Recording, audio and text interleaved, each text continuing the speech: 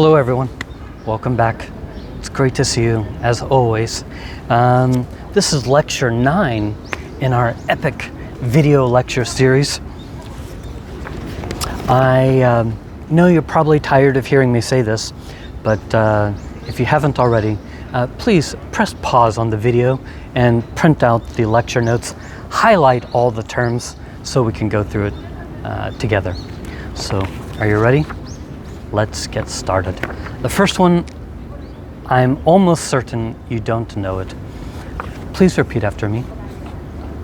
Epitaph. Epitaph. The PH has an F sound. Epitaph. Epitaph is the writing on a gravestone. What do I have here? A brief statement written on a tomb or gravestone. In Korean, myeobimyeong or bimun. It looks like this. Just some writing on the gravestone.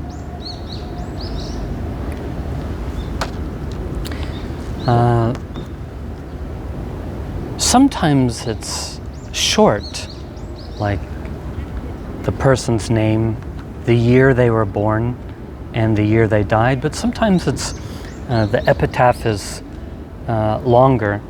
This is hard for me to read, but it says, in memory of Mary Storr, died 1827. And then I think it has her husband's name, John Storr, who died December 1835. And then down here I think it has their son's name. Anyway, this is what it looks like.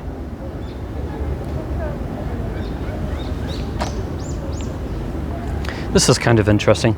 This is an old Jewish cemetery, and I don't know if you can see that, but it's Hebrew. Obviously I can't read it, but also an epitaph.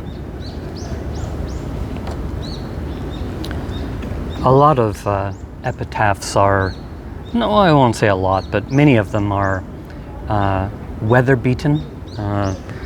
They're really old and they've been in many storms, snow, wind, rain.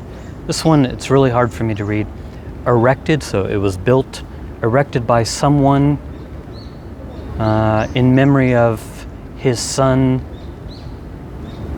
I don't know, it's hard for me to read. Maybe Timothy, and maybe it looks like a short prayer down here at the bottom.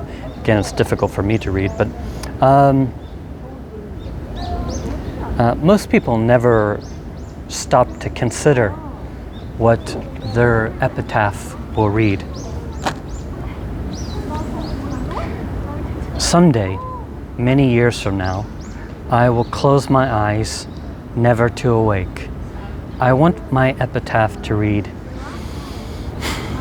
great professor, no.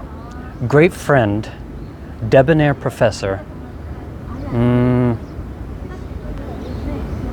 Well, I have some time to think about it, but what will your epitaph read? Well, again, most people never stop to consider the words that might one day appear as their own epitaph. Usually it's just their name and when they were born and died. I have a very simple example on your handout here, guys. The epitaph reads, in loving memory of John Gray, husband, father, soldier. But it could say anything, husband, father, friend, and so on and so forth. There's no rule. As a matter of fact, some epitaphs are humorous, like my wife killed me, or something crazy. So your epitaph can be anything you want it to be. Hopefully, yours will not be written for many decades to come. Look at the next one. Really easy. It's an adjective. Instantaneous. Done in an instant. Immediate. For example, most computer software is designed so that users can obtain nearly instantaneous responses. Just means fast, quick. In Korean, 직각적인, am I saying that correctly? 직각적인 or 순간의. Can you think of anything that occurs instantaneously? So adverb. Whenever you send a message on KakaoTalk, assuming you have 5G network, if your Wi-Fi is functioning, the messages are sent in an instant or instantaneously. That's all it is, instantaneous. This next one, another adjective, reluctant. I use this word all the time. Please say it with me. Reluctant. Unwilling and hesitant. Notice I underlined it on your handout here, guys. Hesitant, it means slow to act, slow to do something, usually because you're not interested or just don't want to do it. Disinclined means unenthusiastic, like something you don't want to do, or opposed. You don't, simply put, you don't want to do it. So reluctant, unwilling and hesitant, disinclined to do something. For example, this comes right from your handout here, guys. After a long summer vacation, students and professors are often reluctant to return to the classroom.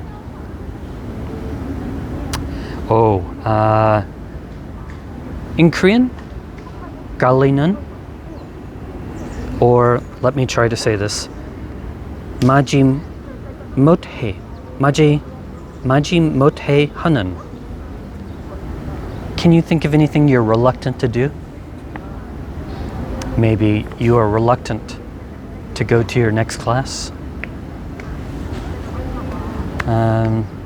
I have an example. I probably shouldn't write this on your notes, but I'm often reluctant to go to the 회식. Every semester there's kind of a dinner party, and I don't know, I have a good working relationship with all of my colleagues, and I have a great amount of respect and admiration for them, but at the end of the day, when I finish my classes, I'm ready to go home. I don't want to go to a smoky restaurant and listen to my colleagues prattle for 2 or 3 hours, and I'm not much of a drinker. I don't drink like a fish, so I'm often, to be honest, reluctant to go to the 회식. That's our secret. Okay, so that's reluctant. Can you think of something you are reluctant to do? There must be many things. Guys, an example just came to my mind. I don't know how you feel, but I know some people are reluctant to get the vaccine, AstraZeneca, because there have been some rare cases of blood clots. Naturally, the vaccine, I think the benefit outweighs the risk. That's just my personal opinion. But understandably, since it has not been studied for years and years like some vaccines, naturally some people are a little reluctant to get the injection. Okay, moving on, guys. That's reluctant. This next one, easy. Another adjective, gigantic. Gigantic. Will you say it with me? Gigantic. Just means huge, immense. Let's see here. Take a look. Guys, in Miguk, in the state of California, there's a park I don't remember its official name, but there's a redwood forest. It's a type of tree, redwood, and the trees are gigantic. Take a look. Whoa! This is a real photograph. Daebak! It's hard to gauge how big it is. Look at this next photograph. There are two children standing at the base of a redwood. It is gigantic. There are many places in my country that I haven't visited. And someday, I hope I can visit California and visit the redwood forest. I have an example here which I circled on your handout. When it fell to Earth, the meteorite, do you know meteorite? I think in Korean it's unsak. Am I saying that correctly? Unsak? Like a comet, when it fell to Earth, the meteorite made a gigantic hole in the ground. In Korean, I know this one, Gadehan. Take a look at this, guys. This is, I think, in the state of Arizona. And this is called Meteor Crater. That's actually the name of it.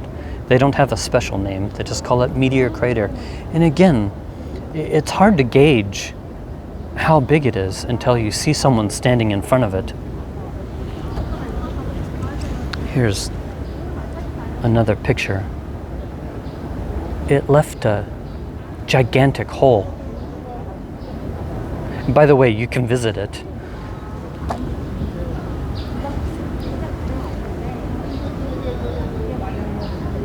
It's hard to tell here, but I think there's like a road and a platform visitors can stand on and take pictures if you're interested.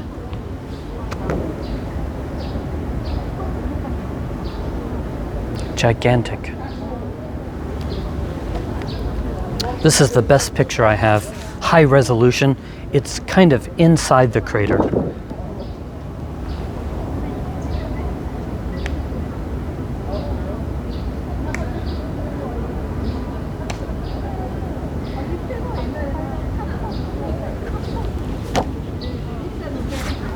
Let's go to the next one.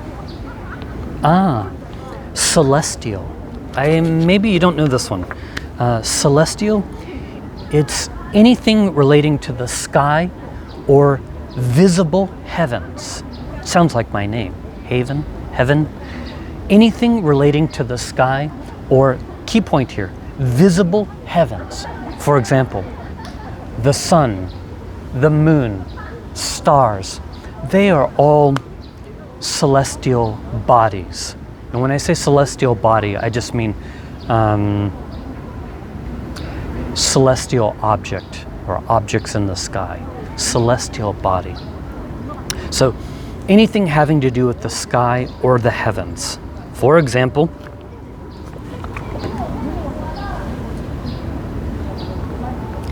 the sun is the brightest celestial body in our solar system.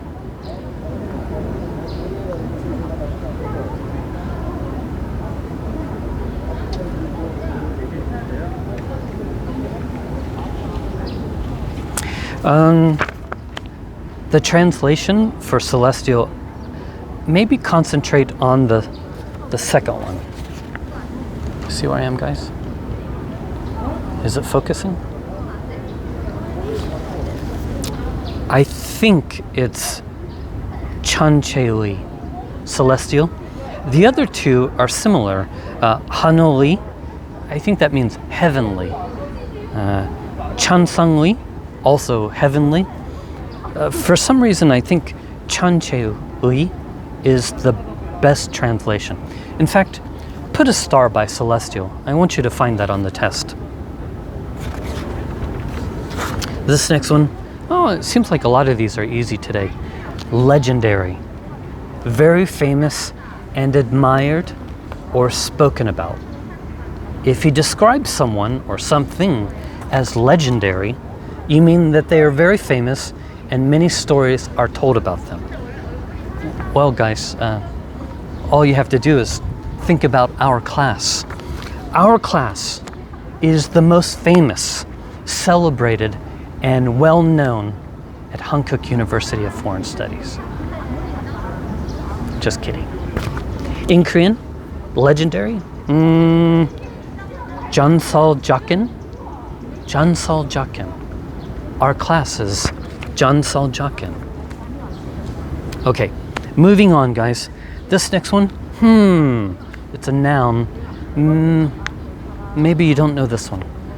Shackle. Have you ever heard of that? Shackle? It's like a piece of iron. A chain used to fasten. Do you see where I am, guys? On your notes there? Fasten. It means lock or secure or tighten.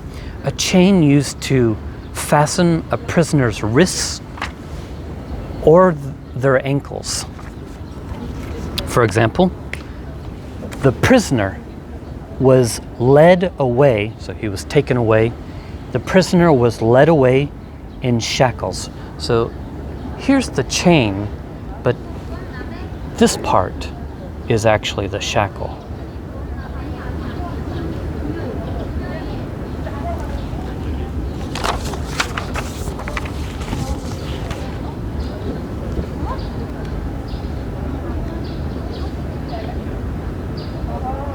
This is a shackle. Have you ever been in shackles? This photograph is disturbing. I don't know where it was taken, but so shackles on someone's ankle.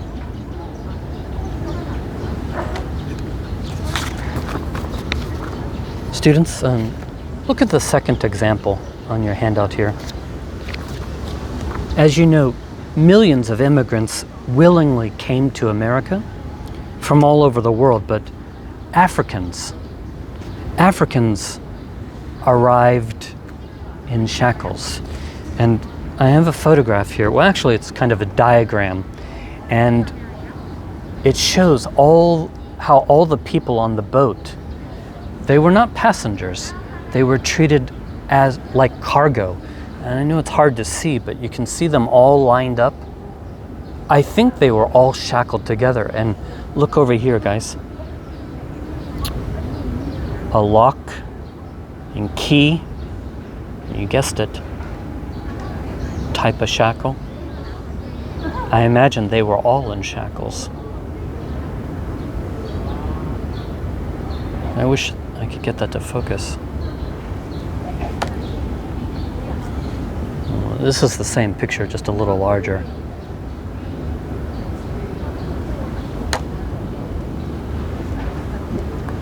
Terrible.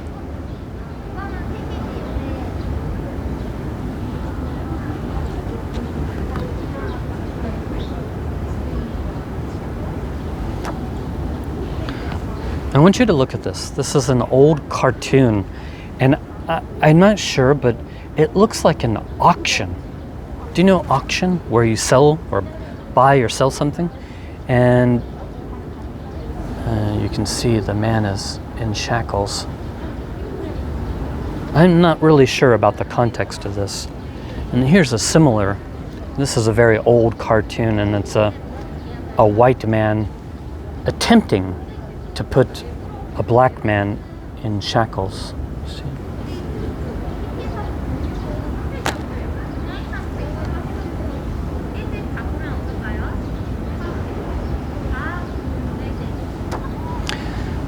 This is the last one I'll show you. This is a very disturbing picture. I think it's a young girl and she's being punished, or I'm not sure what the story is. And you can see she has this piece of wood and there's a chain coming down. Look at her foot. Yeah, you guessed it. It's in a shackle.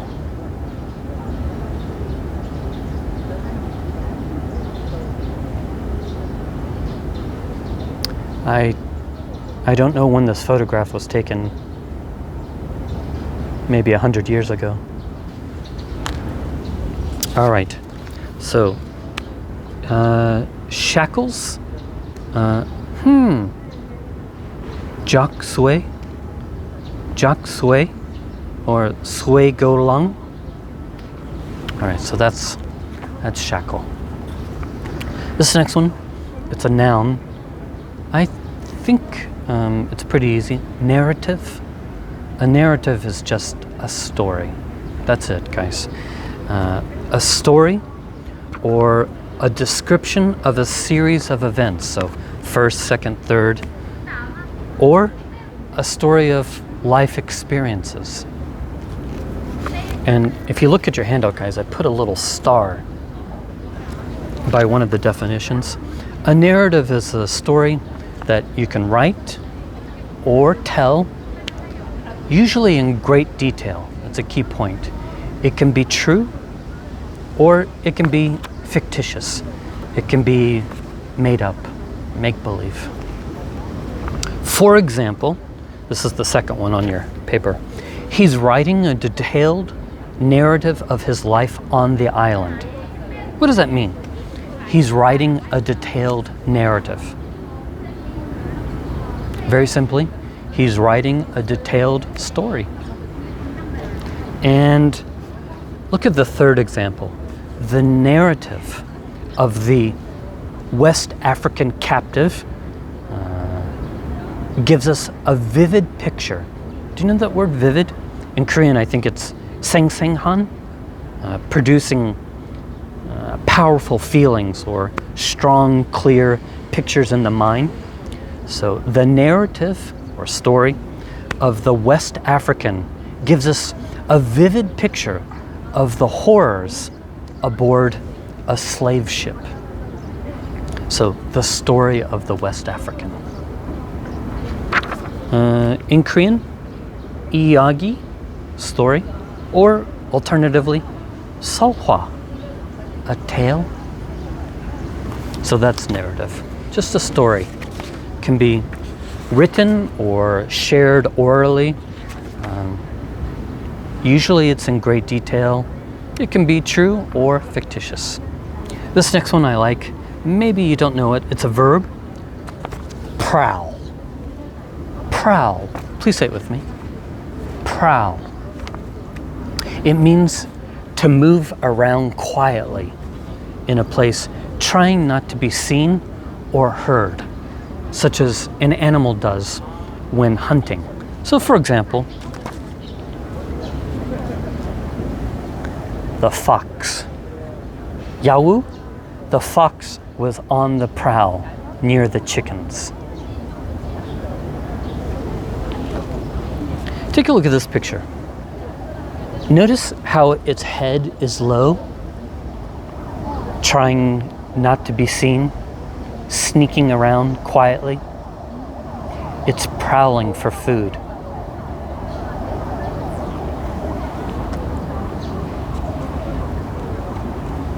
Saja. This is a lioness. And again, notice how her head is low and look at her shoulders, trying to evade detection.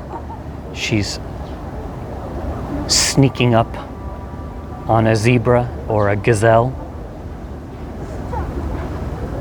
The lion is on the prowl.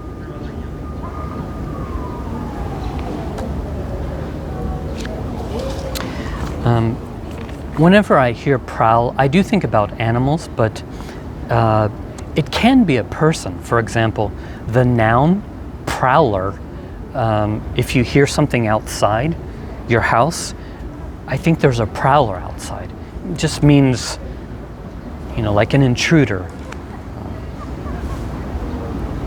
What else? Horangi. A tiger.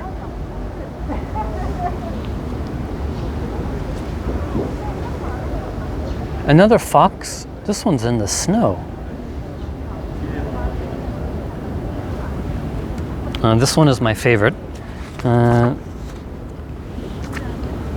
I'm not sure. How do you say this in Korean? Gamun pyobam? Pyobam? So a panther can prowl freely at night because its dark fur prevents it from being seen.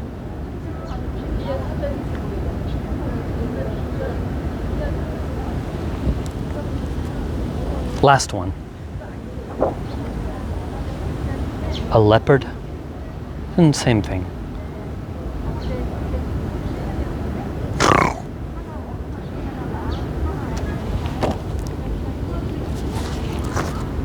So that's prowl. To move around quietly, trying not to be seen or heard, like when an animal is hunting. Look at the next one. Cornerstone.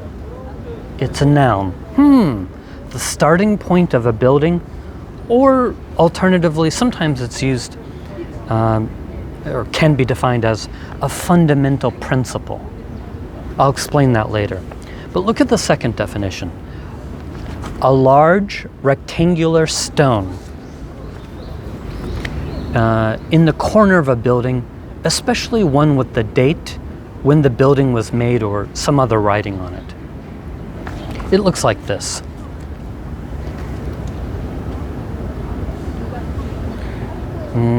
I know it's backwards on your screen, but it says AD and then 1922.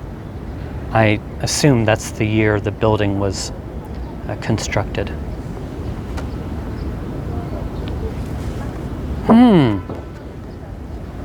It doesn't have to be at the very bottom, but it's usually one of the first stones to be set. This one has like a bronze sculpture. I know you can't see it very well, but it says 1984. I was 6. Another cornerstone, 1910.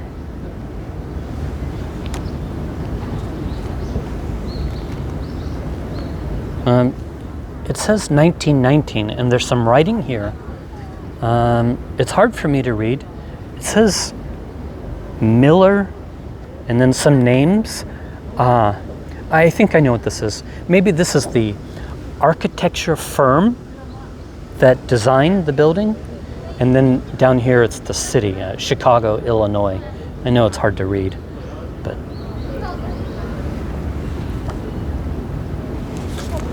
Look at some of the examples. The first one in particular. Officials held a ceremony to lay the cornerstone for a new library. That is often the case. The block itself isn't so important.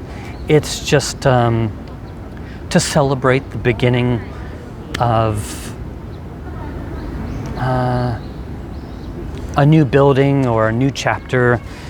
For example, take a look at this. Here it says, the Cleveland, that's a city in Ohio, the Cleveland Public Library.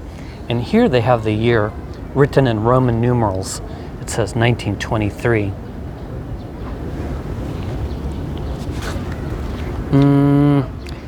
Let's see here. Look at the second example. Do you remember earlier I said cornerstone is sometimes defined as a fundamental principle? So hard work is the cornerstone of our success. Or alternatively, this is the last example, trust is the cornerstone of our relationship. In that case, we're not talking about the rectangular block of stone. In Korean, cornerstone, jujutto. Am I saying that correctly? Jujutto or chosak. Find it on the final, guys. Cornerstone. This next one is an adjective. Posthumous. Please say it with me. Posthumous. Posthumous. Sometimes it's used as an adverb. Posthumously. Just means, in my own mind, occurring after death. For example, I have occurring or published after death. For example, and guys, this comes right from your handout, the very first one. Many artists and writers have been ignored during their lifetimes only to achieve posthumous fame. What does that mean? Many artists and writers achieved posthumous fame. It means they became famous after death, after they died. A good example, the Dutch artist Vincent van Gogh.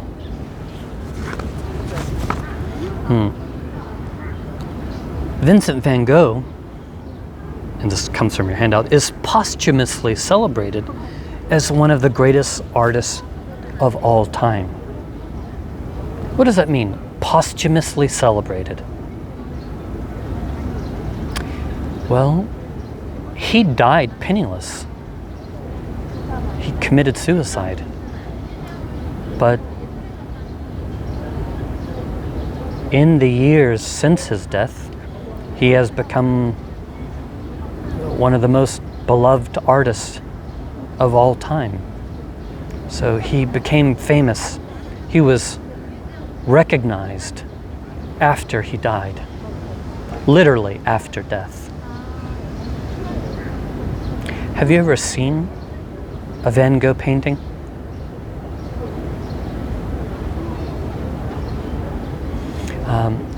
A long time ago, in 1990, I was in Holland for the 100th anniversary of Van Gogh's death. My father taught art history for many, many years, and he was interested in seeing the exhibition. I saw many paintings, though truly at the time I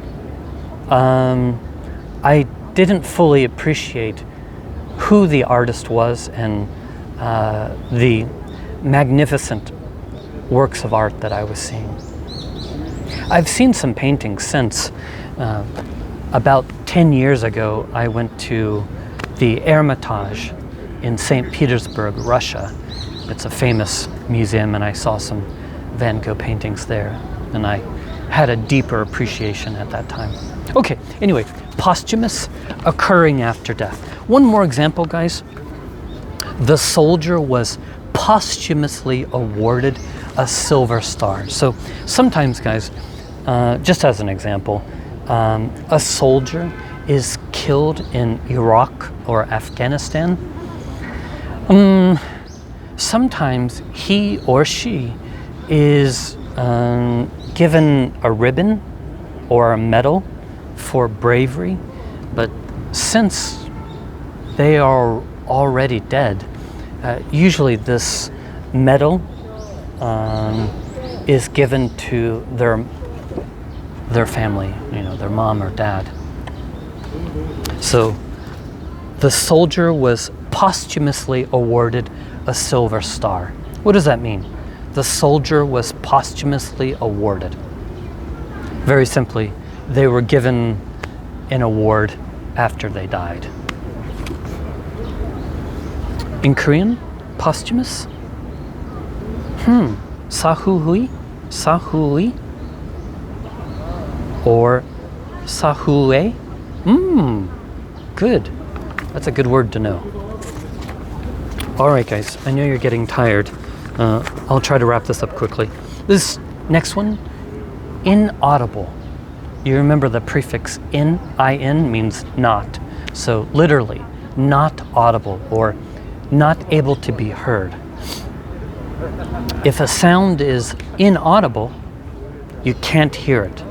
For example, there are some very high frequency sounds which are inaudible to the human ear. Take a look at this. Do you know what this is? It's a dog whistle.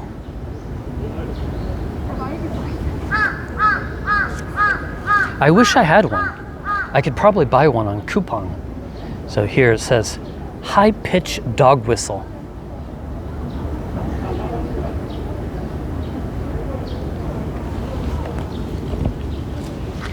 We can't hear it, but dogs certainly can.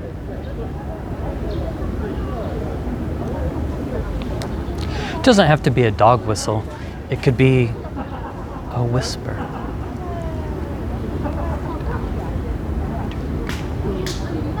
I'm just kidding. Actually, I think every once in a while, hopefully not today, but sometimes I will have some problem with the video, and my voice is inaudible. Maybe there's a problem with the microphone or something like that. Again, hopefully not today. Inaudible, not able to be heard. Again, I think about dog whistles and things like that, but it could be just anything that you can't hear, like a whisper. Okay, moving on. Next one, it's a verb, reek. Pew means something that stinks. Ugh, it reeks. Yuck. So keep this picture in your mind. To smell strongly and unpleasantly. I just think about stink. His breath reeked of tobacco. Can you think of anything that reeks? Not me.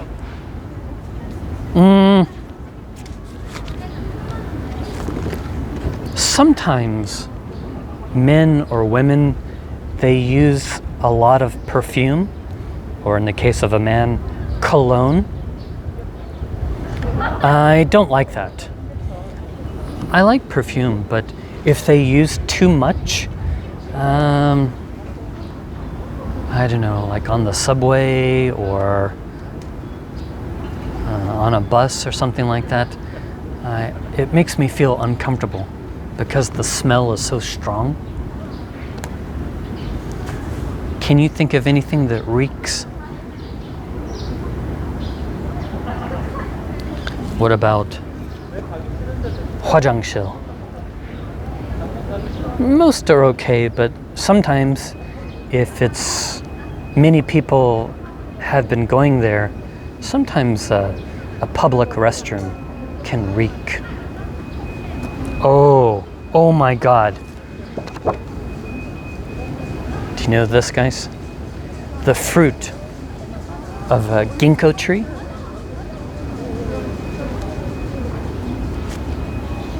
Whenever it falls to the ground and begins to rot,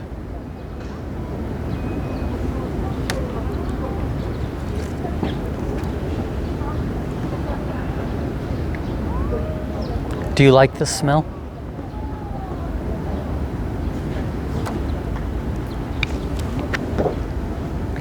Have you ever inadvertently stepped on one? I have, many times. And at first, I thought I stepped in dog poo. That's how bad it smelled. I was checking the bottom of my shoe. It reeks, I think. Last one, guys, easy. It's a verb, you probably already know it, and I chose it just for you. Procrastinate. Procrastinate, to keep delaying something that must be done.